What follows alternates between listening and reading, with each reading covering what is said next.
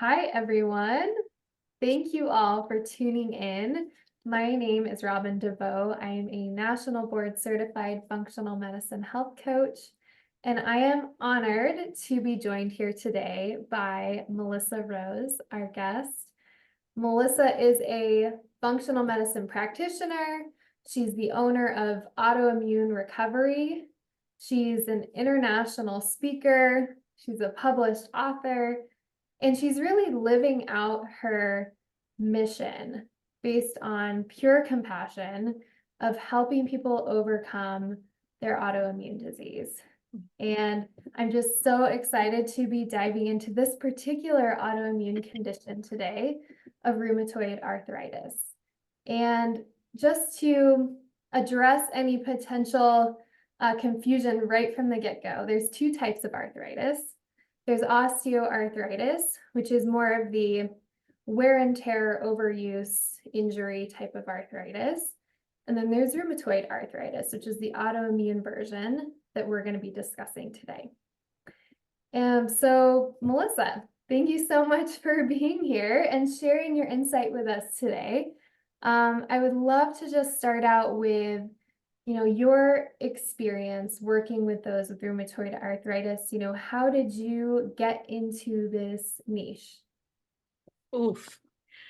Thank you for that intro, and thank you for this first question, because early in my years as a practitioner, I had the privilege of being a practitioner on a clinical trial that we were working with lupus patients and patients with rheumatoid arthritis. And this study was literally only implementing individualized food or diet suggestions. And then just supporting the digestive system, making sure that, they had enough stomach acid and enough digestive enzymes and all that stuff. And what we were seeing as results of just that simple intervention, no meds, no supplementation, just food, we were able to see people, some of them completely reversed their rheumatoid arthritis in 12 weeks. And you could, at the beginning, when I walked in as a practitioner and I was, given all the guidelines and everything, I already knew how powerful just simple shifts can be in the body, but I had never done like this targeted and that's all we did. And so to be able to see our participants get that kind of results, I was like, oh my goodness, this is so powerful. So I began to understand and be able to see in a very controlled environment how powerful simple choices can be for people with rheumatoid arthritis, because they are told that there's no reversal of this. Good luck, you're going to be on pain meds your whole life, anti-inflammatories, maybe biologics. And to be honest with you, the body has the ability to completely recover. Yeah, completely recover, and in a shorter time than what we might expect. And in my years since then of working with other people with rheumatoid arthritis, I've seen this happen again and again. Does everybody completely kick this in 3 months? Not always. Sometimes it takes longer. And sometimes there's permanent damage to the joints that has to be managed and optimized. But it is in no way I don't want to say a death sentence, but something that you have to live with your entire life.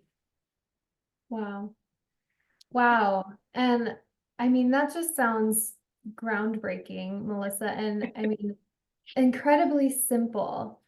Yeah. And my initial understanding, and I'm sure I'm not alone here for those listening in, this may be, groundbreaking news to them as well, but that autoimmune conditions are seen as this complex, absolutely impossible thing to figure out. Yeah.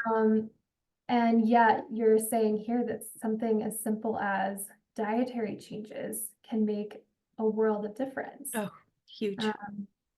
So I'd love to get more into that and what people can do about it later in this conversation. But I guess first off, for those that are just kind of learning about rheumatoid arthritis, how does it present itself? What should people look for? Because I've heard that it not only can affect the joints, but it can affect organs as well. Mhm. Is Yep. that is that the case? And can you speak to that Mhm. a little bit? Sure. So a lot of times the very first thing that we see in like when arthritis starts to become a part of someone's life is the typical swelling and Mm, painful joints. A lot of times we think about it'll come and then it'll go away and we're just like, yeah, whatever that was, right? And mhm, then it will come and start to stay. And one of the trademarks of rheumatoid arthritis is that like the pain and swelling can move, especially at the beginning. It can affect different joints, can move throughout the body. Then it almost seems like it'll settle into a set of joints. Um, like the autoimmune part of things, when the immune system goes off balance and it's no longer able to turn off and on like it's supposed to, because there's something triggering that, like pushing the go button continually and never letting off, that's when we start to see, if that goes on for a space of time, that's when we get to see some damage to organs sometimes. But a lot of times that is only after advanced or kind of a long term experience with rheumatoid. Yeah. okay. Okay. Okay. Um, and what I know about autoimmune conditions is that they're generally a combination of caused by genetic and environmental factors that ultimately leads to the diagnosis. So Mhm. would you say that there is a common trigger or even cascade of events that could lead to a condition like this? Yes. So one of the biggest triggers that I see is toxicity. Mm, So when we talk toxicity, a lot of times we think about, heavy metal toxicity or something like that. But I want us to broaden our thinking around that. It can be things like heavy metal toxicity. It can be like things like mold toxicity. But it can also be as simple as our bodies are not able to detox like we're supposed to. And we get a buildup, especially in the liver and gallbladder. If the liver and gallbladder really slow down and that bile flow becomes slow, we think of bile as the green stuff, the ick, it's like, but the bile in the body it has lots of jobs, but the biggest job is to, when we bring something into our mouth, we're eating dinner or whatever, that flow is triggered to be able to help us break down any fats in our food. But it's also the Dawn dish soap, the cleaner, the cleanser, the taking out the garbage, especially from the liver, taking it out, going into the digestive system, that gets all worked over, and then it ends up coming out into the stool. If that process isn't working and it gets backed up, that alone can cause the swelling and pain in the joints. mm, That is toxicity buildup. Okay. Now I want to take this into another realm though. A lot of times when we start working with autoimmune condition and something that is causing pain in the body, there's also often, I don't want to say 100% always, but often there is a toxicity piece in not feeling safe, mm, not being able to speak your truth, being in an environment that is not, you're not okay in. And whether it's a relationship, whether it's a housing situation, whether it's a job, whatever it is, it can be still, like, especially if your body's getting a little bit off from something else, that can be compounded by these issues. Does that make sense? mm. Yeah, so not only a, physical environment sort of toxicity, but also emotional Mhm. or perhaps traumatic event or Yep. something that can also Mhm. fit into this. Okay, Exactly. okay. Exactly. And it's something that, like, a lot of times when our joints hurt and we're swelling and all of that, we want to solve that because it's right in front of us. Picking up a coffee cup can be excruciating. And so, of course, we want to address that first. But when we look at this in a holistic way, and I know I'm going into the whys in the hows here, but when we look at it in a holistic way and we're really wanting to solve everything that's driving this in the Mhm. body, we can't completely close our eyes or close our thinking to what are the other parts of this Mhm. that are kind of driving this in the body. Yeah, yeah. So you take a look at that from a wider angle lens, Yeah. multifaceted, multi-components, but um, that's not to Yeah. say that those different components are hard to nail down because Mm-mm. you, Surprisingly simple. yeah. Um, and we're seeing rheumatoid arthritis. I mean, the studies I was looking at, it's rising like Yes. crazy in recent years. Mhm. Those with rheumatoid arthritis alone have doubled between 1990 and 2019. And that's just based on the latest research I was reading. So in your opinion, I mean, where do you think that's coming from? I think it goes back to, like, the toxicity discussion we started with. Yeah. Is our world is like we live in a I've heard it called toxic soup, and I'm like, "Ooh, that sounds scary." I'm not sure if I'm ready to say that yet. But Yeah. we are introduced to so many things in our everyday life that our bodies are not good at processing, or we get overwhelmed with the things our body has to process. And it's just like, whoa, whoa, whoa. And then it gets behind, everything gets backed up. And then we have kind of a perfect environment then for things to start going sideways for us. Yeah. Yeah. Our world is more toxic than our bodies were built to handle now. Hmm. But there Exactly. are ways to support our bodies and In simple ways. in simple ways. Yeah. Yeah. Um, I've also heard the statistic that 70% of those with rheumatoid arthritis are women. Hmm. You, and that's not an uncommon thing among all autoimmune diseases. Again, so why do you think that is? So there's lots of opinions. So I'm going to share mine. Um, There's two sides to this. One, especially when we're moms, mm, we're cleaning, we have cleaners, we've got um scents, scented things. We're into so many things that are toxic to ourselves. We're mm, using makeup that's not clean. We're using deodorant that has aluminum in it. Those things pile up. And especially if our bodies aren't good, like if we're not fueling our bodies well with really clean food, we're not working out and sweating every day. And we've got added stress after added stress because then we're expected to be a mom. We're expected to take care of the house. We're expected to wear all these hats, plus have a really successful career and, just really perform.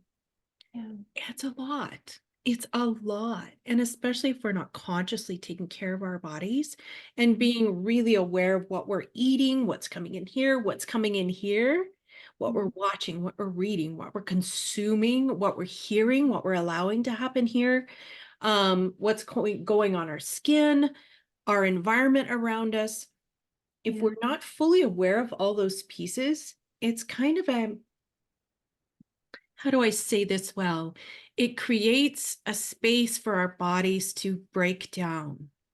mm, Whereas, I've worked with so many gentlemen as well with RA, and, it's kind of the same thing. Their mm, bodies have become kind of overrun with things that are not supporting them, and we just start peeling the layers and start changing that. But you're right, the biggest client base that I have worked with RA are ladies, and a lot of them in their childbearing years, like between 20 and like by the time they're 30, 35, this is really starting to hit. By the time they're 45, it's like, oh my gosh.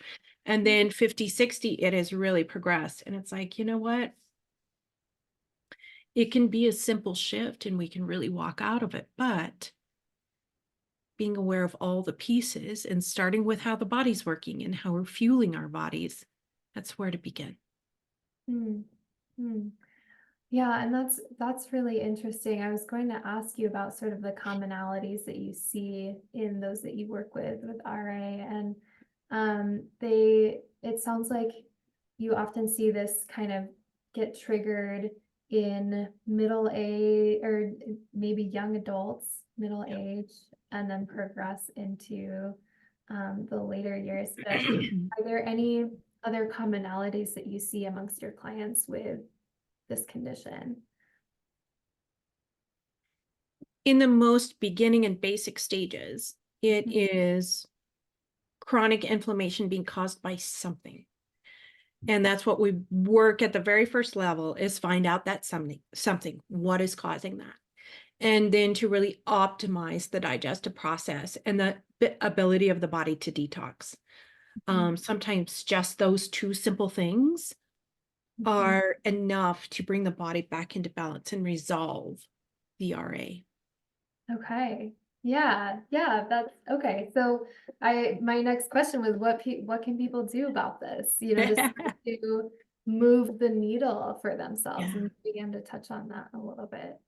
yeah. Um, yeah, so the whole foods piece, the reducing Mhm. toxic exposures, Yeah, um, and then, maintaining this sense of hope that it is yeah, possible, absolutely possible to heal in yeah, perhaps a shorter amount of time that you would imagine. So exactly. it's so important. Um, I also love to just remind folks that this stuff takes time. It's you didn't get sick overnight, so you can't heal overnight either. What would you say is sort of a realistic timeline to for true healing? I know originally you mentioned, in the course of 3 months even that they could start to see some improvements, but what would you say about that as far as a realistic timeline? Pardon me, spring runny nose.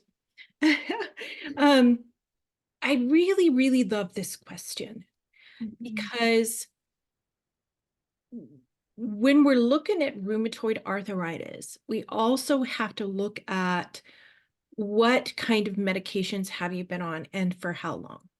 Mm, So, for example, somebody that's newly diagnosed and they're not on any meds, or they've just done like one round of steroids or something like that, mm, it's pretty easy and pretty effective. Like, this is the shortest time span that we would have to turn this around. So 3, 4, 5 months would be reasonable. If you've had this for quite some time and you've been on biologics and some heavy, heavy drugs, that hijacks your immune system and it really slows down the ability of the body to recover, because we have to work with rebuilding that in the body so that you can actually begin to see results. So somebody that's been on, heavy medication, that recovery time frame is going to be quite a bit longer. So for example, for somebody that's had it for 20 years and they've been on biologics and heavy pain meds and maybe constant steroids, we need to be thinking more like a year. mm, Yeah, it's kind of a big deal. mhm, Yeah, because we have to kind of peel the layers back and help the body regain its ability to recover. Does that make sense? And I don't want to paint a picture like, oh my gosh, you can't do it. Of course you can. I've done it with clients for how many years now? It just takes longer, and we have to be really mindful of how we go about this. And I would highly suggest that if you're in that situation, that you find a practitioner that you resonate with and somebody who has the expertise to guide you through that process, because it is longer. It's going to be easy to get like tangled up in your mind and thinking, oh my gosh, this is never going to work, so I'll just go back. It's steady progress. It's slow, but it's steady, and you can make it. Mhm. Um, so yeah, working with somebody can be hugely helpful if you've been on this journey for a really long time or Yeah, a short time. yeah, yeah, and that's a really important point you just made. I just that you may there may be points where you feel discouraged or like Mm. it's not going fast enough. But don't give up hope because there is an end to all of this. Yes. And the support is key just to Huge. be able to maintain patience and have that alliance with somebody as you're working your way through this. Yeah. Um, well, thank you for helping us to begin to wrap our heads around this condition. For those, listening in and potentially feeling quite lost and overwhelmed when it comes to their own rheumatoid arthritis or perhaps the loved ones, what parting words would you have for those people? So what I would love for you to hear is that your body has the ability to recover. We already have what we need inside to be well. And I like to think of it as we're walking on a path.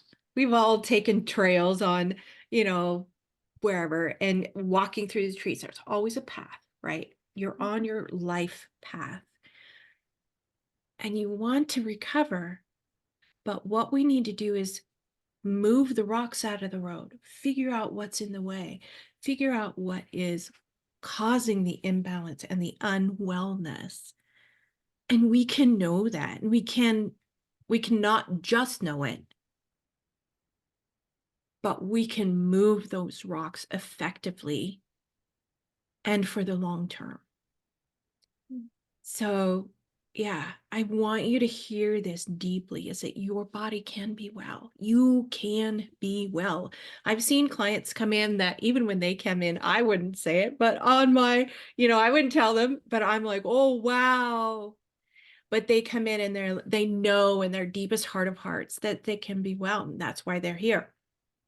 And I've seen them move mountains, and I'm like, oh my gosh, I am in awe of you as a person and in awe of you as a human and how your body is able to respond. It's just crazy.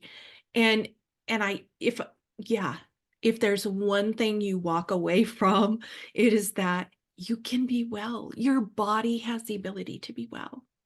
And please don't lose that inner voice inside that says, yep, when you're hearing this, it's going, yes, yes. It resonates. Foster that.